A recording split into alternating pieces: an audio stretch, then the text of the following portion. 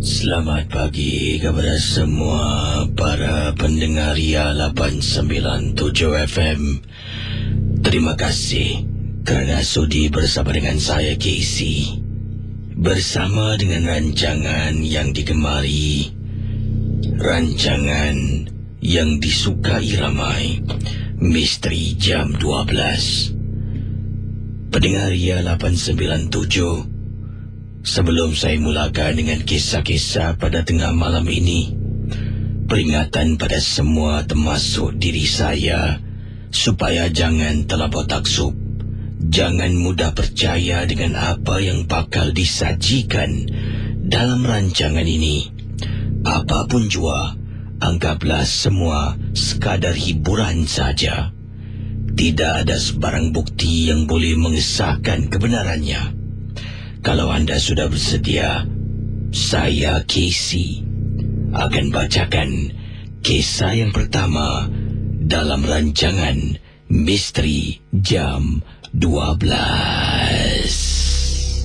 Kisah yang pertama pada tengah malam ini yang ingin saya ketengahkan dalam rancangan Misteri Jam 12 adalah kiriman daripada seorang pendengar yang ingin saya rahsiakan namanya. Kata beliau, Assalamualaikum Casey dan juga para pendengar Radio Ria 897. Tolong jangan sebutkan nama yang tertera di alamat email saya. Sebabnya saya tidak ingin orang yang melakukan hal ini tahu saya bercerita. Mungkin dia pernah buat kepada orang lain. Pengalaman yang saya nak ceritakan ini adalah satu perkara yang paling menakutkan pernah saya lalui dalam hidup saya.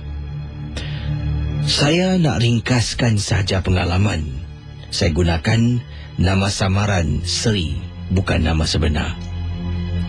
Kata Seri, saya pernah mendapat satu pakej hadiah. Hadiah yang dihantarkan, yang diletakkan di hadapan pintu rumah saya, dalam plastik, siap dibungkus lagi. Dan Casey, orang yang menghantar ni pandai.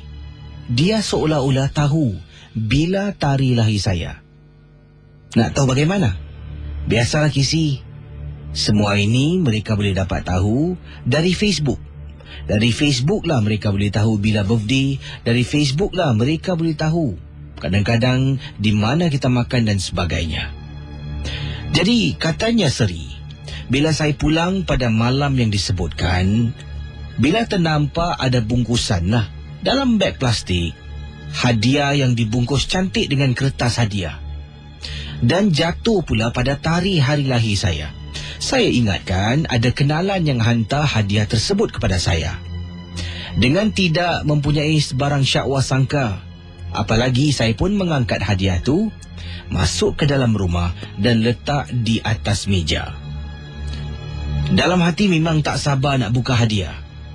Untuk pengetahuan Kisi dan juga para pendengar Ria 897, kata Seri, saya tinggal di sebuah rumah sewa. Rumah sewa, saya tinggal seorang diri dan saya pun telah berpisah dengan suami. Hanya ada 2 orang anak sahaja.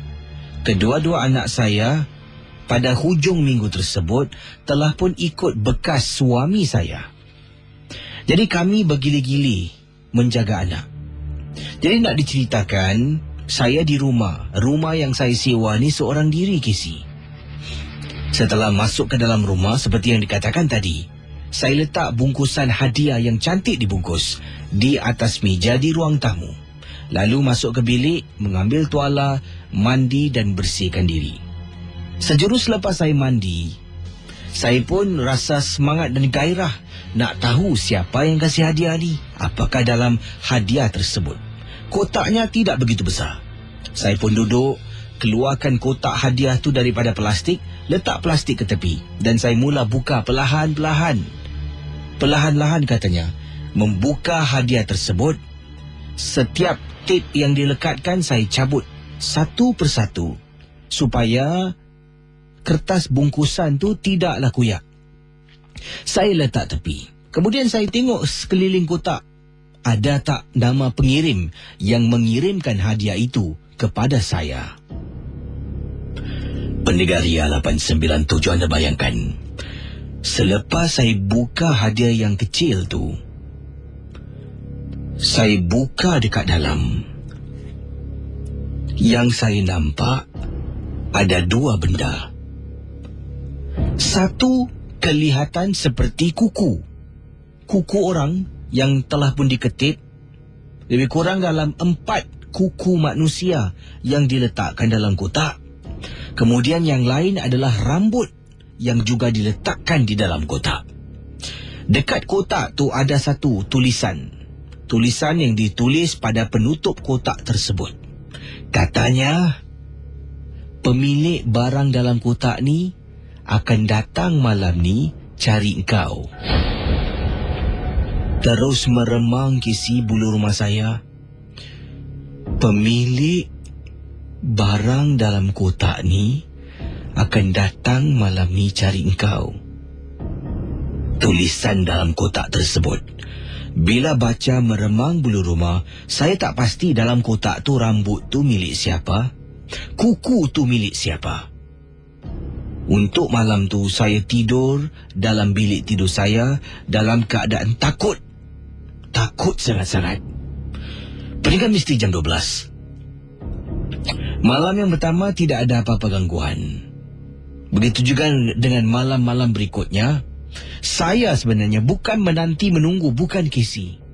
Cuma saya hanya menunggu masa bila saya benar-benar akan diganggu oleh apa yang ditulis. Setakat ini, kadang-kadang bila tengok dekat tingkap tu, rasanya seperti ada seseorang ataupun sesuatu lah. Tapi tak nampak. Cuma perasaan ini memberitahu saya seperti ada benda di luar tingkap bilik sedang mungkin terapung-apung sedang memerhatikan saya.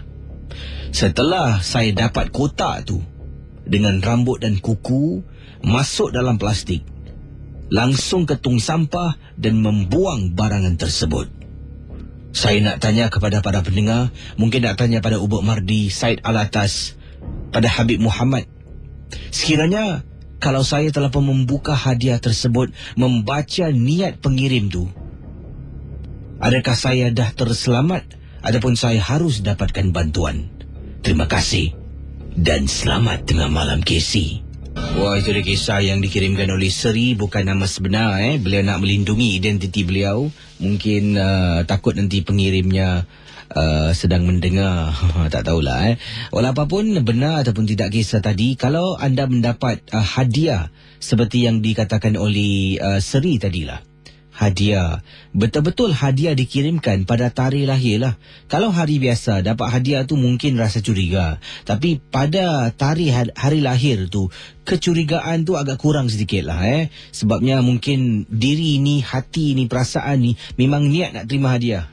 Jadi itulah bila dibuka tu ternampak rambut dan juga kuku dengan kekata ataupun ayat mengatakan di sana tulisan pemilik barang ni akan datang untuk mengambil barangnya. Kalau anda dalam situasi seri, apakah reaksi anda? Mungkin boleh kongsi dengan kami di Facebook Ria 897. Boleh tinggalkan pendapat pandangan anda di sana. Ailah, seram Yang ini kiriman daripada Haji Hussein, kata, Assalamualaikum, Waalaikumsalam. Wah, cerita yang pertama tadi cukup menarik. Saya kalau dalam situasi pengirim tadi mendapat hadiah bungkusan macam tu, sorang-sorang dalam rumah, alamat saya buang barang, kemudian malam tu ataupun 2-3 malam nanti saya tidurlah rumah sesiapa yang saya kenal. Kisi, berbahaya tu Kisi. Itu dia kata teman kita. Baik, bagaimana dengan kata anda? Yang ini Nur Ashikin Anwar kata, alamak, seramnya dapat pesanan macam tu Itulah kalaulah yang kuku tu milik orang yang dah meninggal, rambut pun sama, kalau kata dia datang, boleh keras saya Baik, kisah berikut ini yang ingin saya bacakan adalah kiriman daripada pendengar kita.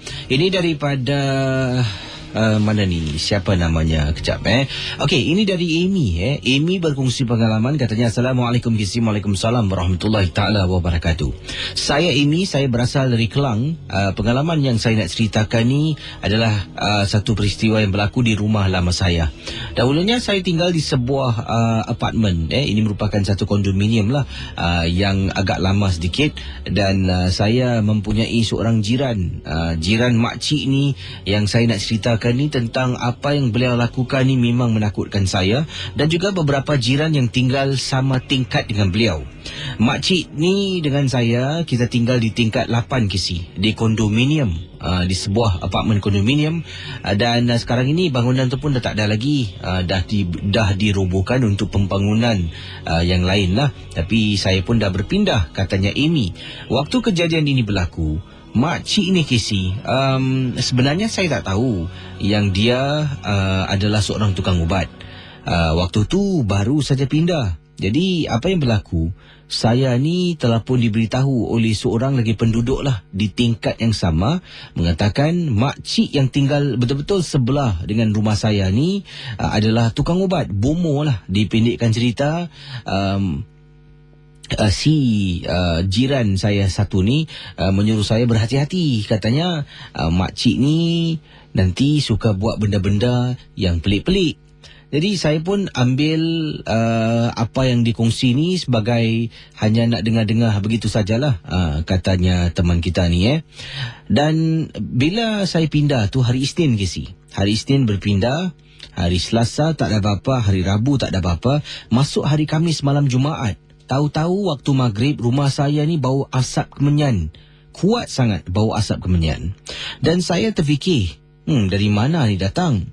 Dan memang benar Kisi, asap kemenyan tu datang daripada rumah makcik di sebelah rumah saya. Pendengar Ria 897, itu satu perkara yang mungkin biasalah. Orang-orang Melayu kita ni suka mengasapkan rumah setiap hari Khamis malam Jumaat. Saya pun tak pasti kenapa, tapi saya tidaklah melakukannya.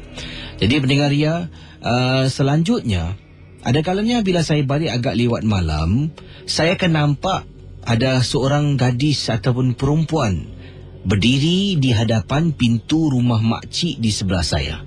Perempuan tu diri sambil memandang ke arah pintu depan rumah makcik tu dan menunduk ke bawah. Saya ingatkan itu salah satu pelanggan yang datang untuk mendapat kerawatan. Tapi dalam hati setelah saya masuk rumah tertanya, waktu pukul 12.30 malam, takkanlah malam-malam hari macam ni ada orang datang nak dapat kerawatan. Saya pun tidaklah indahkan sangat. Sampaikan beberapa kali ternampak susuk tubuh wanita yang sama. Jadi pada satu hari, saya ni sebenarnya berjumpa dengan jiran yang sama sekali lagi yang memberitahu saya tentang makcik yang tinggal di sebelah rumah saya. Kemudian dia tanya, engkau pernah tak balik malam-malam hari lepas 12.30 malam? Kau pernah tak nampak ada perempuan berdiri depan pintu rumah makcik? Saya fikir balik, saya ada beberapa kali pernah nampak. Jadi saya pun cakaplah, pernah beberapa kali pernah nampak. Adakah itu anak makcik ataupun adakah itu merupakan pesakit? kata saya kepada jiran yang sedang berbual tentang makcik ni lah. Jadi dia katakan, kalau kau nak tahu, itu Pontianak. Makcik tu letak depan rumah dia. Kau tahu tak, makcik ni banyak musuh. Macam-macam bomoh nak jatuhkan dia. Sebab orang yang selalu datang dekat dia adalah orang yang dah kena sihir, orang yang dah kena buat. Saya terdiam, Casey. Saya pun kata, awak ni macam buat cerita je. Ya betul, takkanlah. Dah beberapa kali saya nampak tu Pontianak. Mustahil, tak pernah pun dengar orang nampak hantu.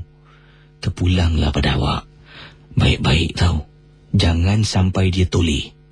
Kalau nampak wanita tu berdiri depan pintu rumah, cepat-cepat masuk dalam. Jangan cuba tengok dia, jangan cuba pandang. Kalau dia sedang berdiri, memandang ke depan tak apa.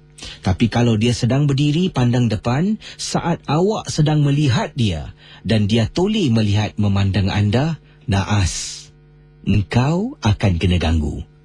Jadi saya pun tak percaya tahu Casey, kata jiran saya ni mungkin yang nak memburuk-burukkan makcik tersebut. Saya pun cakap lagi, awak ni biar betul. Janganlah sebarkan fitnah. Tak mungkinlah saya nampak tu Pontianak. Orang lah orang.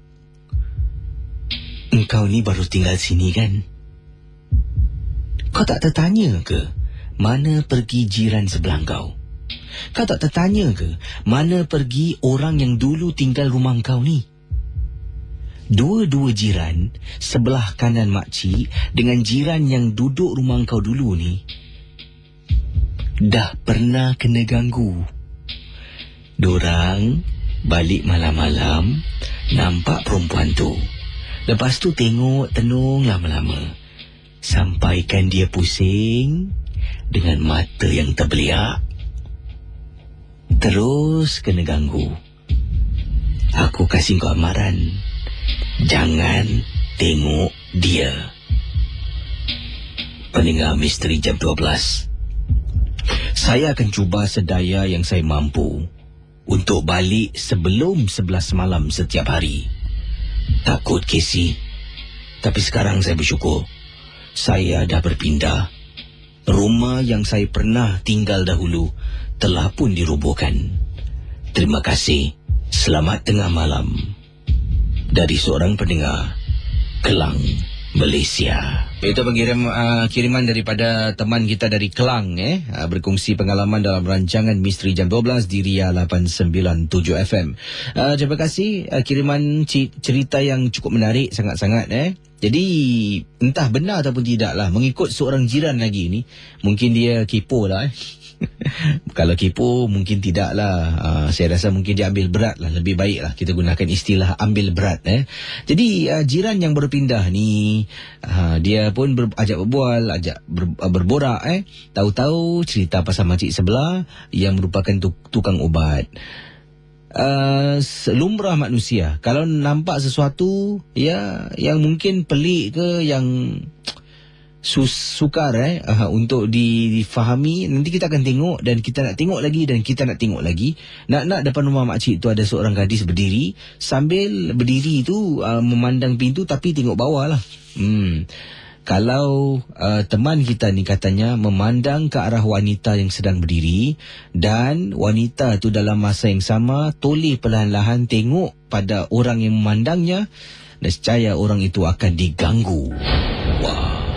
Baik, kalau ada kisah boleh hubungi saya 669 11897. Waktu sekarang 12.47 pagi. Selamat pagi pada semua pendengar Ria 897, juga peminat rancangan Misteri Jam 12. Terima kasih diucapkan atas kesetiaan anda, kiriman email yang tidak pernah putus untuk berkongsi pengalaman kisah misteri dari Singapura, Malaysia, Indonesia dan juga Brunei Darussalam. Begitu juga sejauh mungkin di Amerika, di Belanda, di England, di Kuwait Kuwait. Ni ada seorang rakan dari Kuwait. Namanya Amsyar Syafiq. Assalamualaikum Kisi. Waalaikumsalam. Saya berada di Kuwait sekarang ini, sedang bertugas. Dan sambil bertugas sedang mendengar rancangan Misteri Jam 12. Kisah yang best-best malam ini. Terima kasih ya. Juga mungkin ada di antara anda yang berada nun jauh di sana. Ya, terima kasih. Walaupun jauh tetap mendengar siaran Misteri Jam 12 ini, mungkin melalui Mi Radio ataupun melalui internet radio. Wah. Dan saudara, kita akan sambut panggilan dahulu di 66911897. Dipersilakan untuk berkongsi kisah dalam rancangan Misteri Jam 12. Bertemankan saya, DJ Champion KC. Hello, selamat pagi. Hello.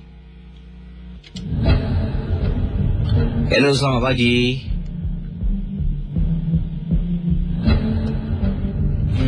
Baik, silakan kalau ingin berkongsi pengalaman boleh hubungi saya di 66911897.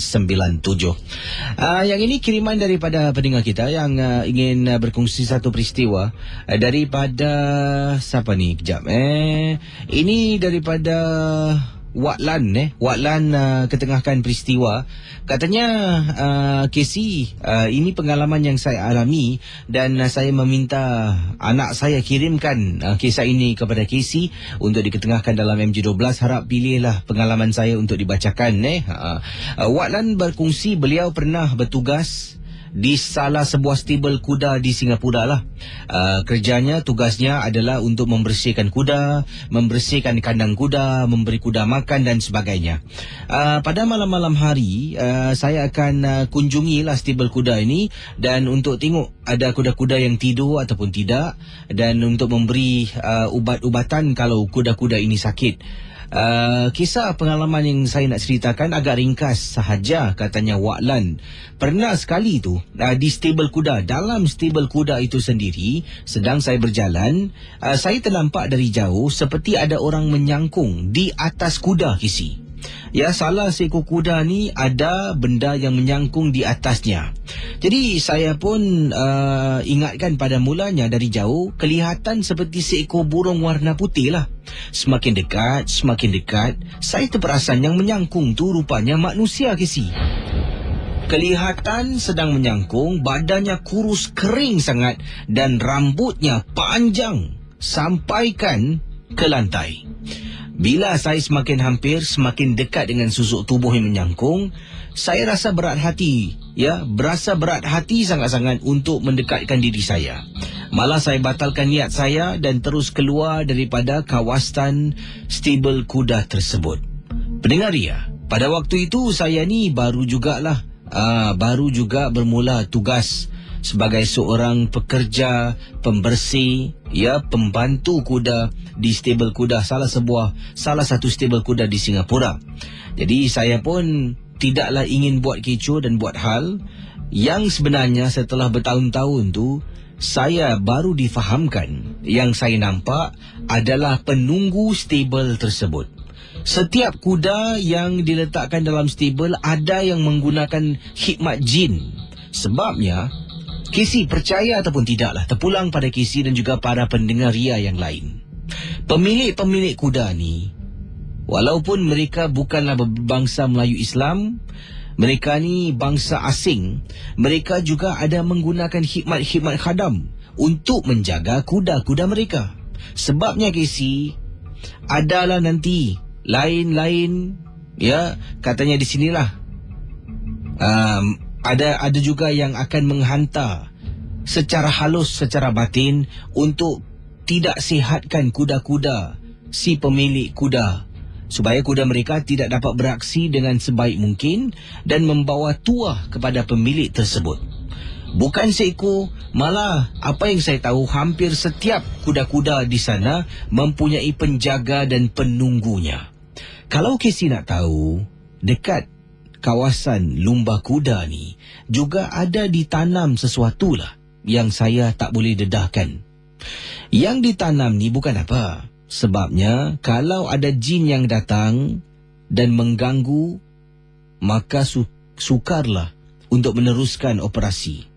Jadi ada yang meletakkan barang supaya yang hantar tu tidak dapat tembusi dan mengganggu, ya, dan mengganggu keputusan lumba kuda yang dikirimkan oleh teman kita.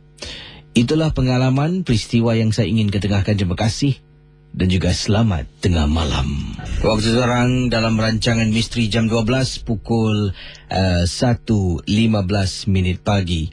Selamat pagi kepada semua pendengar Radio Ria 897, Misteri Jam 12, rancangan mengetengahkan kisah-kisah seram, pengalaman-pengalaman berkaitan perkara misteri yang pernah anda lalui ataupun pernah anda dengar diceritakan oleh kenalan-kenalan anda. Kita akan buka talian di 669-11897. Bagi yang ingin hubungi saya, sila jauhkan diri dari radio ataupun kalau lebih baik matikan suara radio anda, dan kisah biar ringkas, jangan terlalu panjang. Ingat orang belakang. Dan yang penting sekali, kalau nak bercerita tu biarlah ke udara on air, jangan off air. Nanti ramai yang tertunggu-tunggu. Baik, pelbagai kisah akan diketengahkan sebentar nanti. Tapi sebelum tu, anda telah pun nikmati beberapa buah lagu, antaranya lagu dari lagu nyanyian yang diberi judul Nak Percaya Atau Tidak. Sebelum tu I Live My Life For You, dan juga lagu dari Rifa'ah, Hantu Relax One Corner, yang digubah untuk rancangan Misteri Jam 12. Dan sebelum tu juga Piala Dunia akan bermula. Kalau mengikut kiraan hari ini, kalau waktu barat, iaitu tarikh satu hari lebih cepat daripada Singapura kalau tak silap saya, 12 hari bulan Jun 2014. Tapi kalau kita di Asia ni akan bermula pada 13 hari bulan Jun 2014. Dan pembuka tirai biasalah tuan rumah kita akan berjumpa dengan Croatia kalau tak silap saya. Brazil merupakan tuan rumah bagi Piala Dunia kali ini. Jadi bagaimana agaknya, siapakah yang bakal merangkul kejuaraan Piala Dunia 2014 ini. Dan cakap tentang Piala Dunia ni, lagu Piala Dunia tidak begitu menarik lah yang dinyanyikan oleh Pitbull dan juga Jennifer Lopez, dan maupun lagu nyanyian Shakira. Tapi saya rasa kalau dibandingkan antara ini dua lagu, saya lebih suka lagu nyanyian Shakira untuk World Cup 2014 ini. Kita akan teruskan dengan kisah misteri anda dalam rancangan MJ12. Saya juga nak ucapkan jutaan terima kasih kepada semua geng-geng momok yang telah pun mendoakan keselamatan kelahiran bayi. Ada yang bertanya, Kisi macam mana, bibi okey sihat, isteri okey sihat. Jadi saya ambil masa ni beberapa saat untuk mengucapkan jutaan terima kasih kepada semualah yang telah pun mendoakan bayi dan ibu, kedua-duanya sihat dan kedua-duanya sedang berehat di rumah lah. Dan yalah, ada yang bertanya nama siapa dan sebagainya. Nantilah dalam masa terdekat ni akan saya kongsilah, diharapkan. Dan nama sebenarnya baru saya dapat berikan tadilah setelah 7 hari kita duduk berfikir. Duduk punya fikir, lepas 7 hari barulah dapat nama yang telah pun diberikan. Dan saat-saat macam ni lah, bila jumpa dengan doktor, doktor ceritakan bayi-bayi ni sebenarnya nocturnal. Nocturnal ni kira berjaga malam ataupun lebih aktif pada waktu malam lah. Jadi bayangkan pukul 12.30 malam sampai sebelum subuh tu waktu dia bangun, dan susah nak tidur. Jadi waktu petang tu 24 jam tidur. Bila orang datang untuk menziarah tengok bayi tu bagus budak ni tidur je tak tahu waktu malam. Tapi tak apalah, saya rasa anda yang dah ada cahaya mata semua pernah lalui apa yang saya lalui sekarang inilah. Biasalah, kita budak baru belajar. Baik, kita teruskan dengan kisah misteri anda dalam rancangan Misteri Jam 12. Saya akan bacakan kisah selanjutnya ini. Ini adalah satu kiriman daripada pendengar yang katanya di sini dari Jun yang menetap di Tampines. Pengalaman yang diceritakan akan kita teruskan dalam rancangan Misteri Jam 12. Baik, Jun berkongsi kisah misteri. Tapi misteri ni bukan tentang nampak hantu lah. Daripada apa yang saya baca, saya pendekkan sajalah ringkas. Sebabnya mungkin terlampau terperinci dan terlampau peribadi sangat lah. Tapi kisah misteri tentang yang dilihat oleh Jun sebagai seorang jiran. Kata beliau, diringkaskan, saya pernah ternampak jiran sebelah saya, Kisi.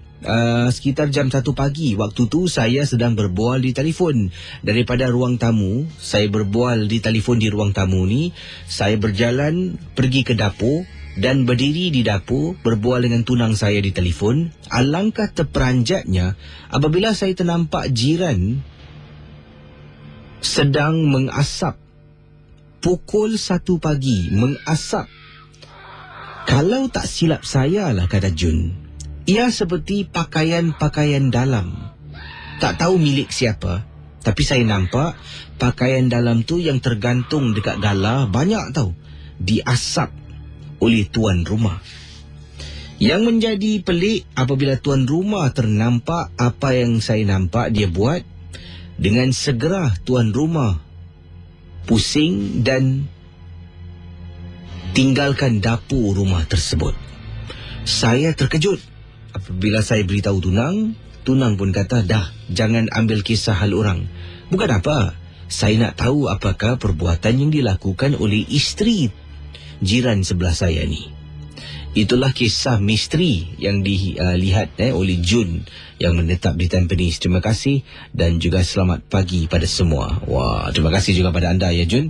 Baik, kita teruskan dengan pemanggil kita. Dipersilakan 6691897. Mungkin anda rasalah kalau kisah Jun ni benar. Dia ternampak seorang wanita, iaitu isteri, mungkinlah isteri pada jiran sebelah ni, sedang asap pakaian dalam. Pakaian dalam tu tak tahulah milik siapa. Mungkin milik dia sendiri, mungkin milik suami. Dan apakah tujuan yang dilakukan oleh wanita pukul 1 pagi berbuat demikian? Baik, sekali lagi kalau yang ingin hubungi saya, kalau boleh ke udara lah ya. Saya mohon maaf pada pemanggil kita tadi Bukan apa, bukan tak nak dengar, betul. Nak dengar sangat. Tapi ada baik kalau kita kongsi kisah anda di udara Ria 897. Baik, selanjutnya silakan. Hello, selamat pagi. Assalamualaikum. Waalaikumsalam warahmatullahi. Siapa tu? Kisi, tak kenal. Ella. Jadi Ella ada kisah tentang apa, Ella? Okey, ada tentang kampung Ila juga. Daripada Negeri Sembilan. Silakan. Okey, pada satu hari tu Ila nak pergi ke tandas.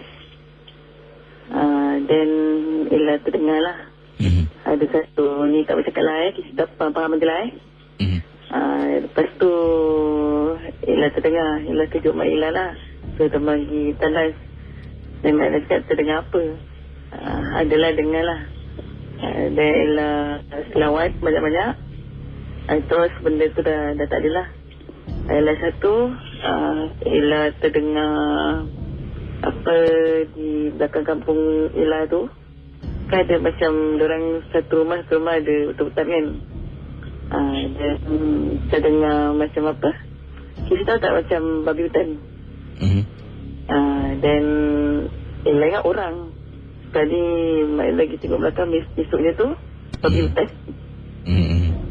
Itu je. Terima kasih lah Okey, Assalamualaikum. Waalaikumsalam. Silakan 6691897. 6691897. Ini Assalamualaikum Kisi. Waalaikumsalam. Nama saya Hamid. Saya ingin berkongsi pengalaman ketika saya sedang menunggang motosikal. Waktu tu dari tempat tugas pulang ke rumah. Jadi apa yang berlaku? Saya menggunakan East Coast Service Road, sedang menunggang motosikal. Dan saya ni sebenarnya kata beliau, mana ni kejap okey, saya menggunakan East Coast Service Road lah untuk menghala ke kawasan rumah saya. Sedang menunggang motosikal, saya ternampak di tepi jalan ni ada seorang perempuan sedang jalan seorang diri lah, tak tahu nak ke mana. Tapi saya pun rasa pelik sangat sebabnya wanita ni berada di kawasan yang sunyi dan berjalan tanpa berteman seorang diri. Jarang dapat lihat wanita seberani itu, Kisi. Dekat kawasan yang sunyi, sepi, tidak ada sesiapa pun di sekelilingnya. Mungkin ada yang tak tahu, East Coast Service Road ni adalah satu jalan laluan betul-betul bersebelahan dengan East Coast Park. East Coast Park ni, kalau ada teman-teman dari seberang yang tak tahu, adalah dekat kawasan laut lah ataupun pantai Singapura, pantai East Coast. Jadi dekat kawasan East Coast Service Road ni memang sunyi. Jadi sebelah ada satu sebelah sudut ni di mana situ penuh dengan semak samun dan hutan sebelum anda dapat lihat pantai lah. Dan katanya Encik Hamid sedang menunggang motosikal, dari jauh nampak perempuan ni sedang berjalan.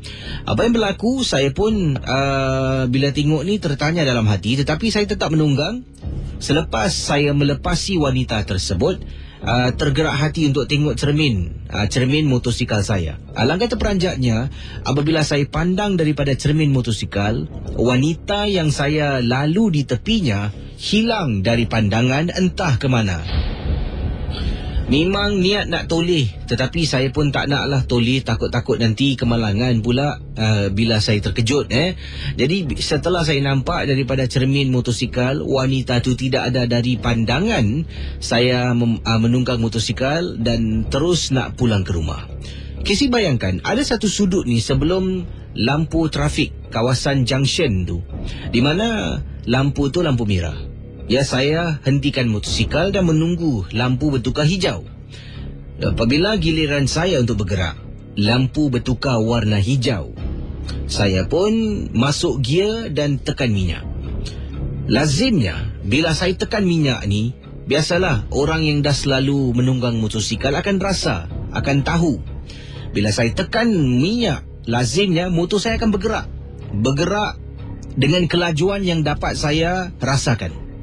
Walaupun tak tengok pada speedometer, saya tahu saya bergerak pada kelajuan sekian-sekian lah dalam anggaran, katanya Encik Hamid. Tapi pada waktu lampu hijau mula menyala, saya perah minyak. Dalam masa yang saya perah minyak tu, saya tekan minyak tu, saya rasakan motosikal saya ni agak berat sedikit. Betul Kisi, agak berat sangat. Jadi saya tetap tekan minyak, motosikal katanya masih bergerak. Sampai dekat depan, saya cuba dan cuba lagi, rasa macam ada sesuatu lah. Sukar untuk saya bayangkan ataupun saya jelaskan kepada Casey dan juga para peminat Misteri Jam 12. Sebabnya orang yang menunggang motosikal ataupun yang memandu akan tahu apabila keretanya berat ataupun tidak, apabila kenderaannya berat ataupun tidak, katanya Encik Hamid. Sampai satu sudut ni, bila saya terasa ada sesuatu yang tak kena, saya mula membaca Ayatul Kursi. Mulut saya mula kumat kamit. Tapi bukan diam, saya baca kuat sebab menunggang motosikal. Pendengar Ria 897. Kemudian saya kata, kalau kau dekat belakang aku, jangan ikut aku balik. Tolonglah tinggalkan aku. Beberapa saat kemudian, kelajuan motosikal saya kembali seperti biasa. Seolah-olah benda tu takut dengan bacaan Ayatul Kursi dan permintaan saya. Seolah-olah dia terbang, meninggalkan saya, Casey. Saya rasa lega sangat-sangat. Adakah mungkin itu satu mainan psikologi ataupun memang benar-benar motor saya ditumpang? Okey, itu dah kisah daripada Encik Hamid di East Coast Service Road. Berbagai kisah nampaknya diketengahkan dalam rancangan MG12. Yang ini kiriman daripada seorang pendengar. Casey, Assalamualaikum. Waalaikumsalam. Di sini ada sebuah tapak tanah perkuburan di mana orang-orang yang menetap di kawasan itu terperanjat apabila terdapat tanda-tanda kubur itu telah pun diceroboh, dan juga ada tanda-tanda pemujaan telah pun dilakukan di tapak tanah perkuburan ...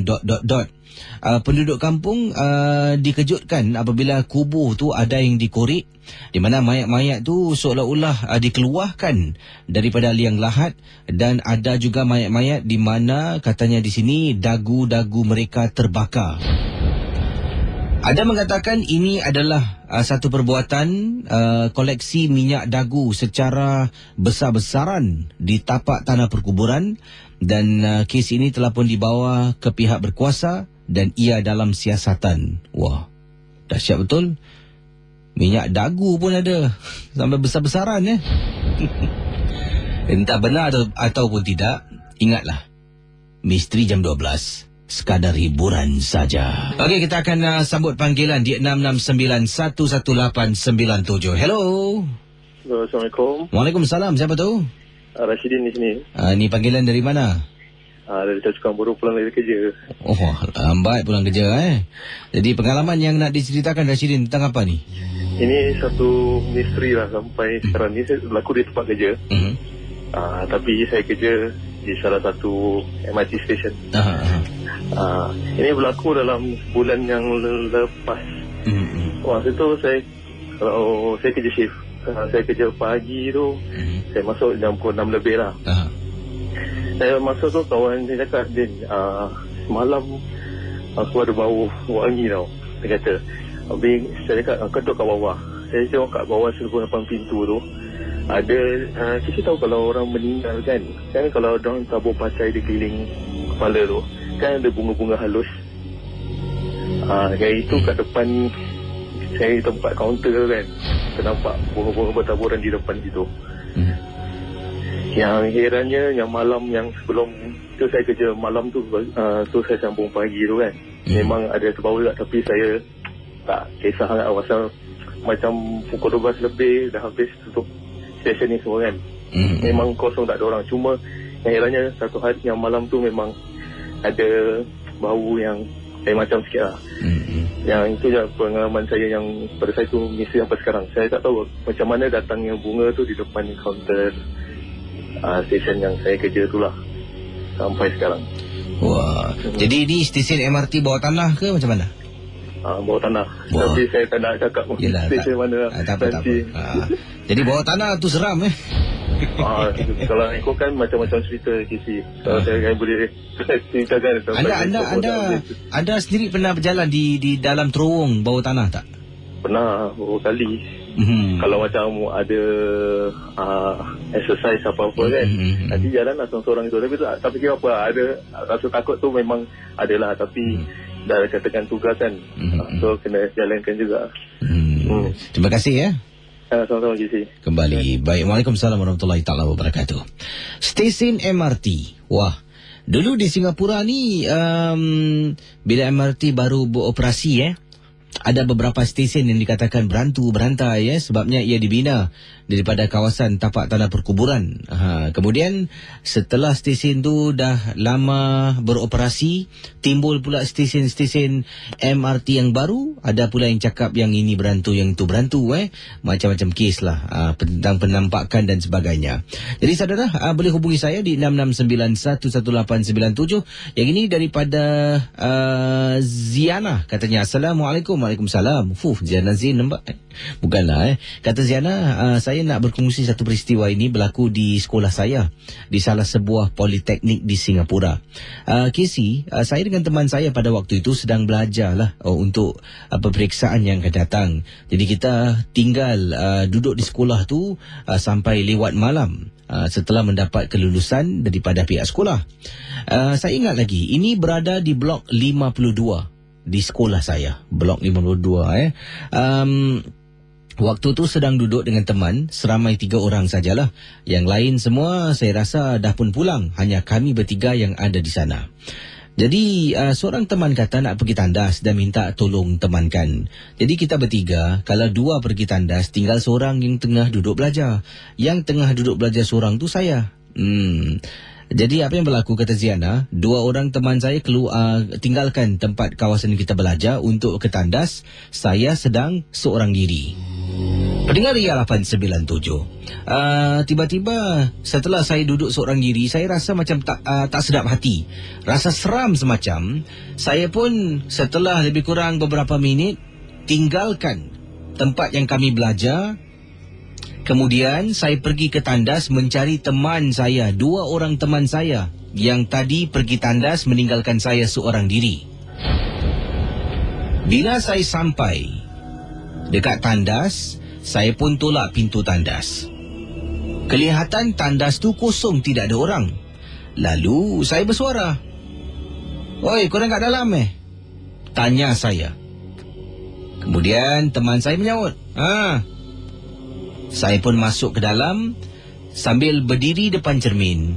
Saya cuci tangan, betulkan rambut. Jadi setelah beberapa minit saya pun cakap lagi, "Oi, lama nak korang?" Kisi dengar bunyi orang bergerak dalam tandas, dengar bunyi air mengalir. Tahu-tahu saya dapat panggilan. Kata Ziana, panggilan daripada handphone saya adalah teman saya yang telefon. Saya pun menjawab. "Hello? Ziana, kau kat mana?" "Siapa ni?" "Akulah." Teman saya yang tadi temankan seorang rakan yang nak pergi tandas tu telefon saya, tanya saya di mana.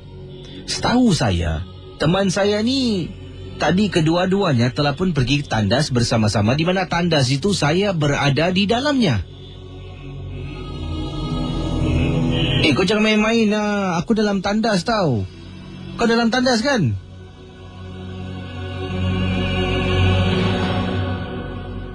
Casey dan juga pendengar Ria 897.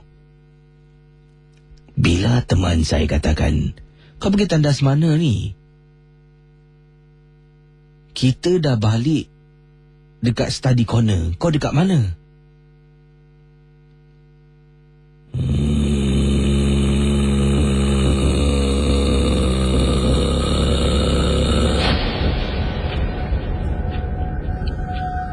Dalam tandas yang saya berada pada saat itu, kedengaran suara garau yang menakutkan saya sangat-sangat. Saya tolak pintu tandas, lalu bergegas berjalan menuju ke arah study corner, di mana teman-teman saya berada di sana. Saya tanya pada dia, "Korang pergi tandas mana ni?" Dua orang teman saya kata, "Kita pergi tandas dekat sebelah sana." "Kenapa kau tak pergi kat sini? Sini kan lagi dekat." Jadi teman saya pun kata, "Yana nak beli air dengan nak beli Tidbit. Tepi tandas hujung tu ada vending machine yang jual Tidbit dan juga jual air. Sebab tu kita pergi tandas sana." Saya pun kata pada teman, "Kau tahu tak, tadi bila aku pergi tandas sini, aku mati-mati ingatkan korang kat dalam. Bila aku masuk, aku cakap, 'Oi, korang kat dalam Ada orang menyaut pertanyaan aku. Teman-teman saya pun terperanjat. Malam tu sesi ulang kaji pelajaran kita hentikan setelah 15 minit keluar dari tandas sebab masing-masing takut dan tak boleh berikan tumpuan untuk mengulang kaji pelajaran. Kita terus pulang ke rumah Kisi.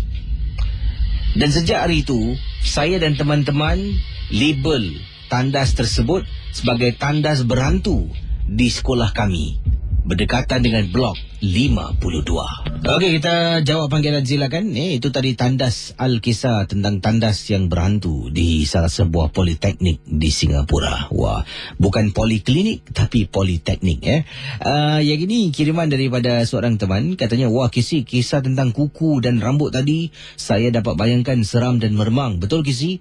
Kalau pada hari jadi kita orang kirim hadiah, kita mesti ingatkan untuk kita lah. Kita buka Kalau saya dalam kes tadi buka nampak rambut dengan kuku, yang menakutkan adalah tulisan ayat tu. Katanya nanti tuan punya barang akan datang cari engkau.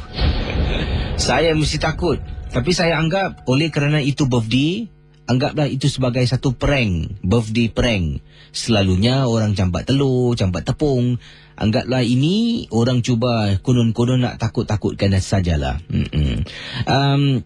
Kiriman daripada siapa lagi ni?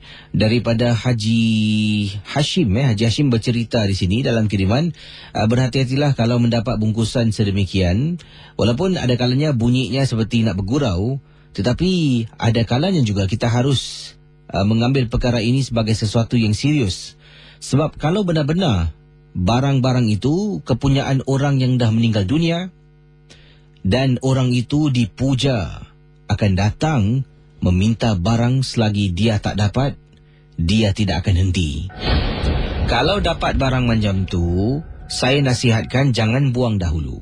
Bukan apa, kita simpan, tapi ada caranya untuk menyimpan. Sebabnya kalau yang datang minta betul-betul rambut dan kukunya balik, kita setidak-tidaknya ada barang tu dan kita boleh serahkan kepadanya. Bukanlah secara fizikal kasi, bukan kita ambil dengan kotak-kotak kasi, bukan. Ada caranya untuk kita melalui sesi rawatan, di mana dalam sesi rawatan tu kita akan serahkan.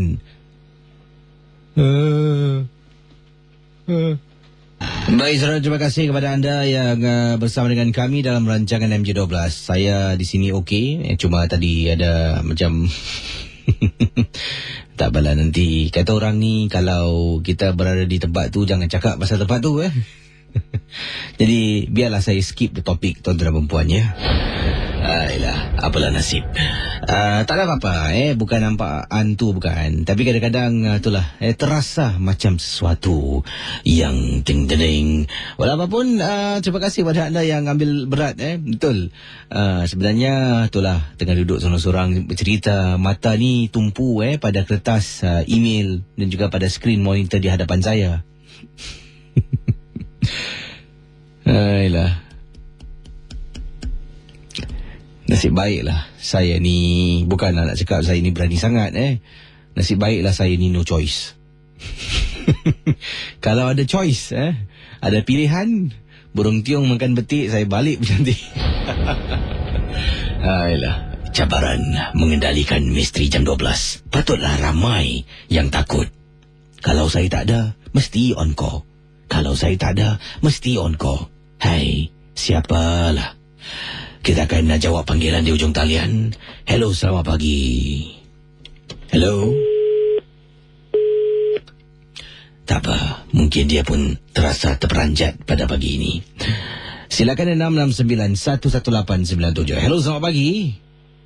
Halo, Kesi, apa kabar? Pak Raden. Ya, Pak Raden, silakan. Ya, Assalamualaikum, ya sahabat. Ya, Assalamualaikum. Ini Pak Raden nak cerita, Kesi. Silakan. Ini Pak Raden kakak ikhlas, anak-anak dara, Kesi. Maybe you all don't believe, Kesi. Kesi tahu tak? Ini anak-anak dara tentang bab kebersihan. Ini ada satu makcik, Kesi. Sampai Kesi tahu tak? Dia sebenarnya nenek tua. Dia kerja seorang cleaner. You know, toilet attendant, anak. Jadi dia, Pak Raden tak nak sebut satu tempat, Kesi. You know, perempuan Pak Raden cakap, saat ini kisah satu, mungkin Pak Raden kalau cakap, people don't believe. But exist. Kesi tahu tak? Ini Pak Raden kasi tegur anak-anak dara, baik pun isteri orang, mak janda ke, atau anak dara. Jagalah kebersihan tak kala kamu ketandas. Especially dalam keadaan kamu kurang bersih. Ini tentang satu makcik, Kesi. Dia sebenarnya apa tahu, Mak Haji, orang yang warak. Cuma kadang-kadang, Kesi, dia sedih. Mungkin kerana dia ada family problem, dia jadi toilet attendant. Dan apa yang terjadi, Kesi? Dia bukan kerana dia warak tu dia jaga kebersihan, tidak. Satu yang paling sedih sekali, Kesi, dia ada satu yang dipanggil apa tak, Kesi? Dia very hypersensitive when come to girls and ladies awat, go to the toilet, when come to dalam keadaan period, tidak menjaga kebersihan, napkin, Kesi, macam buang sebarangan dan buang gini. Dan selalu saja, ini Pak Din cerita ikhlas, Kesi, Kenapa Pak Din cerita tentang ni? Memang cukup kronik kes, Kesi. A woman, orang kata kirakan, selalu bila dia masuk toilet, dia nak bersih, dia akan melalakkan, dia akan bebel. Kalau macam orang kita, dia lagi marah, Kesi. Sebab apa? Mungkin pasal keadaan orang kita, dia tahu menjaga kebersihan atau tak kira siapa, Kesi. Tapi kalau macam bangsa asing, dia tak kisah, Kesi. Macam mungkin kadang-kadang, yelah, mak cakap, mungkin orang kata dia orang tak memahami atau dia orang give way. Tapi dia paling pantang kalau anak dara Muslimah orang Melayu, Kesi. Nak tahu dah pakai tudung atau tak pakai tudung. Jadi apa, Kesi, punca dia? Dia orang tua yang kadang-kadang bila dia keluar je ni, Pak Din cerita. Bukan Pak Din nak buat cerita lepas Pak Din.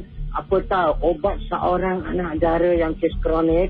Yang apa tahu, dia selalu jadi target mangsa kemohan dan kemarahan makcik ni, Kesi. Yang selalu dah mak dia. Pasal apa?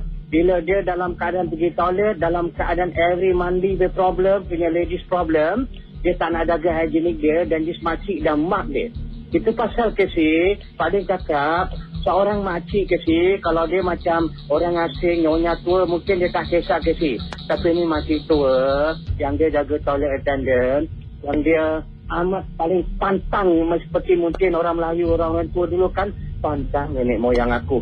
Kalau wanita dalam keadaan yang kurang bersih, tak menjaga dia. Jadi sedih ke si, ada juga orang kita yang campak sebarangan. Dan apa terjadi, dan one of these ni kes kronik, this girl ke si.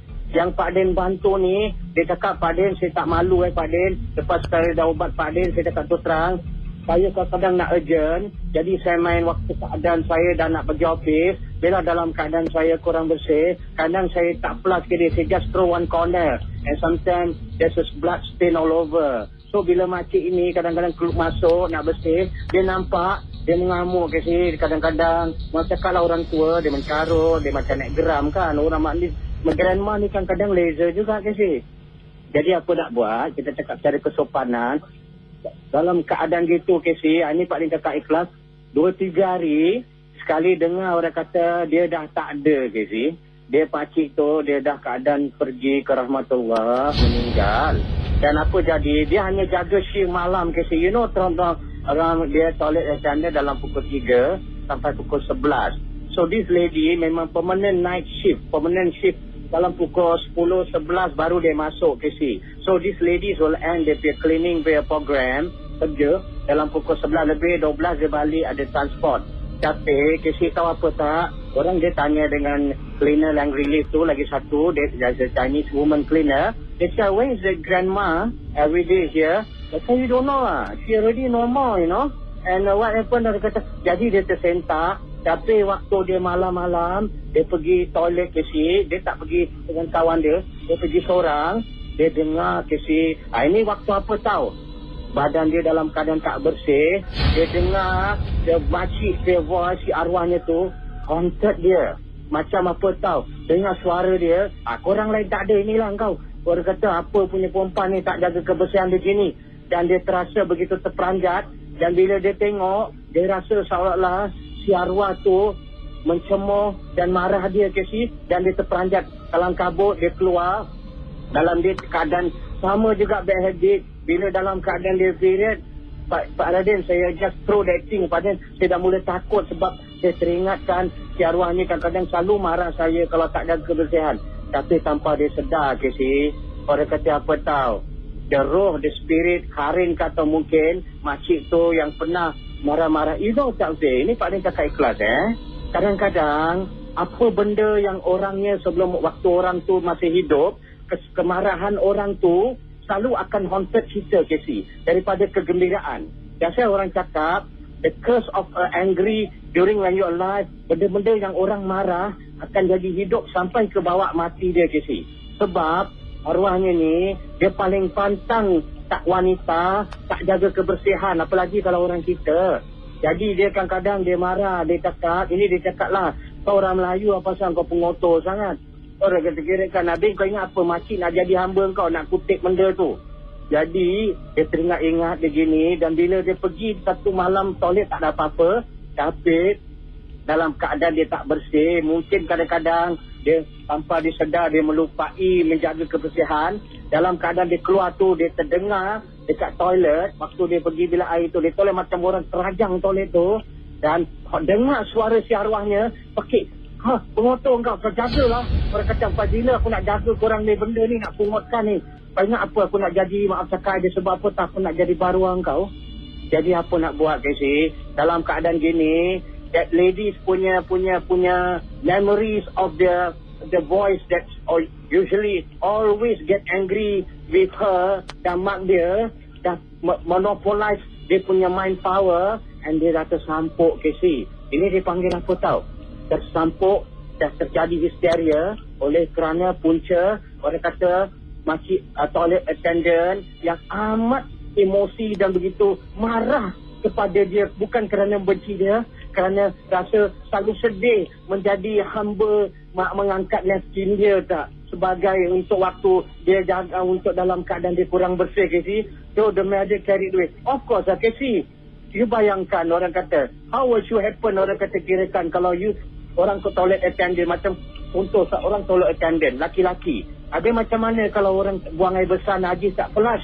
Kan orang toilet attendant marah. Itu pasal Pak Din nasihat satu kes sebelum Pak Din settle. You all any girls, especially women kalau you orang pergi toilet, especially when your time days is come, and during your monthly period, ada kata, don't hurt a woman feeling, especially a female toilet attendant. Especially don't say whatever race they are. Because why? They are feeling, you see. How can your period you let people to pick up in the toilet? Ya, inilah terjadi yang malang pula. Terjadi pada wanita ni dia tak dapat menerima kenyataan yang dia kerja toilet attendant. Kesian pula dia kena jadi hamba pungut orang lain. Dia datang kotor dia pula kena projek. Jadi dia marah-marah begini. Tapi tanpa dia sedar, dia telah kembali ke rahmatullah. Dan bukan dia nak haunted tapi perempuan ni sendiri kadang-kadang apabila kita pernah dimarah oleh orang-orang yang selalu kita nampak, kadang-kadang bila kita terdengar orang tu dah meninggal, kita akan haunted. Kita akan tersentak, dah meninggal dah orang tu, dia selalu marah aku tau. Jadi punca yang wanita ni terjadi haunted bukan kerana perempuan makcik ni tapi kerana the memories of makcik ni selalu tangking lalakkan dia dengan berpenuh emosi. Jadi membuatkan bila walaupun makcik ni dah meninggal, tak jaga toilet, seolah-olah dia menghayalkan, dia menggambarankan snapshot, the voice haunted her, and that make the spirit of the makcik yang karen dia tu datang and haunted dia. Because why? Makcik bukan makcik tu the voice that haunted dia tu dah diwakilkan setan untuk menyamar dan gini, dan akhirnya this lady dia dah jadi apa tau, hysteria.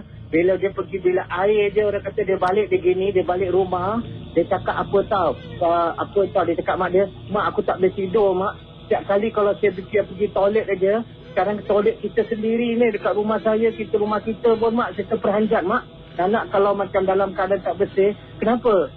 Makcik yang tegur saya lalu kadang-kadang, contoh nama macam Ina macam Ina mulai kadang-kadang kalang kabut mak, pasal nak kerja bukan main gini, Ina pula, tapi macam Ina tak campak napkin begitu aja, habis tu kadang-kadang pula tapi tak keluar, jadi makcik tu kadang-kadang marah.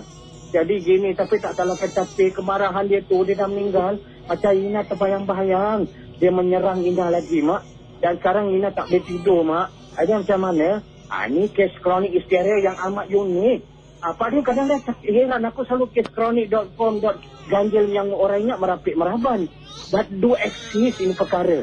Dan apa terjadi? Dia cakap dengan mak dia, mak sekarang tak boleh tidur mak malam-malam. Dan selalu kadang-kadang bila saya nak pergi mana, saya macam terperanjat Dan tahu kerana dia terperanjat, ni Pak Din cakap ikhlas It affects dia punya apa tahu, dia punya mandi period. Dan period dia tak datang macam normal, dan dia terperanjat, dan dia kata, mak, sejak aku dah kena marah-marah dengan makcik tu mak, waktu saya punya keadaan, dan sekarang apa tahu efek saya punya period mak, dan tak datang berminggu bulan, dan saya takut mak. Dan kadang-kadang malam terbayang dengan muka dia marah-marah. Dia pasal makcik tu pernah sebut apa tahu, korang kau bikin aku gini, orang kata kalau kau buat maut nanti korang kau pergi pasal nanti.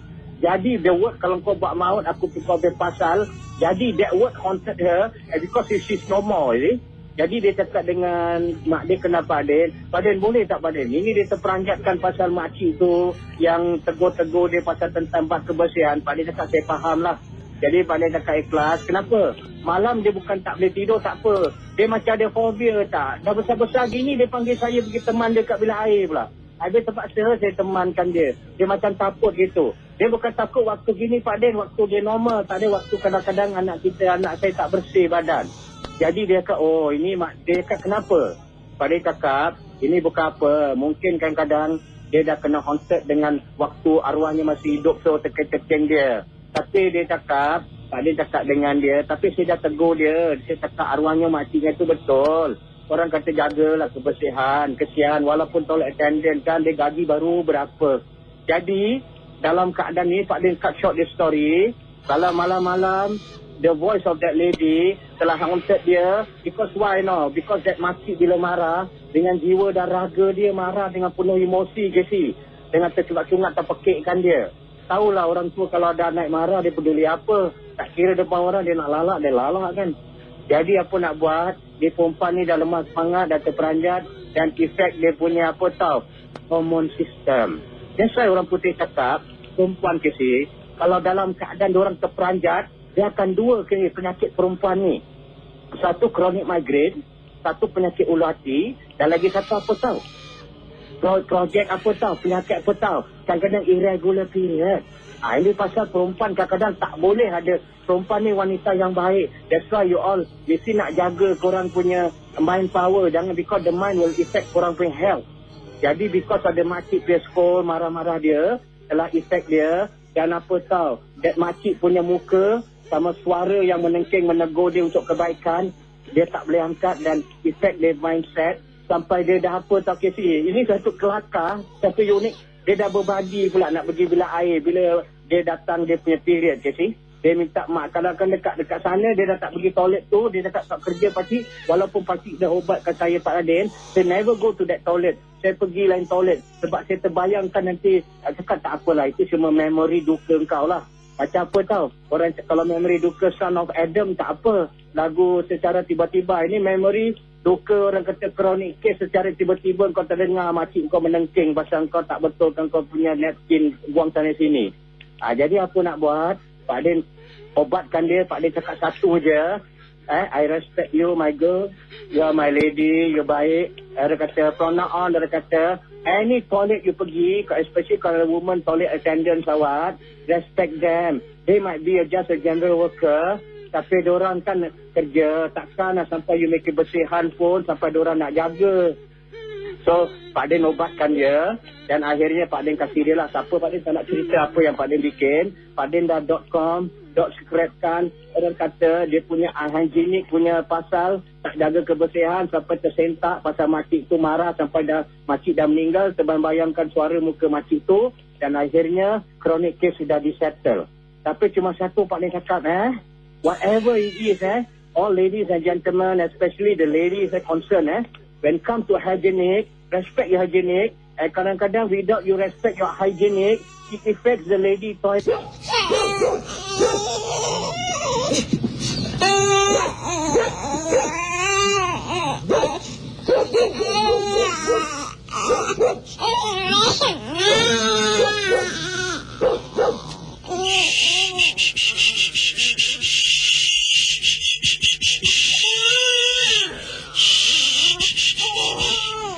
Saya tak tahulah kenapa kalau anak kecil menangis.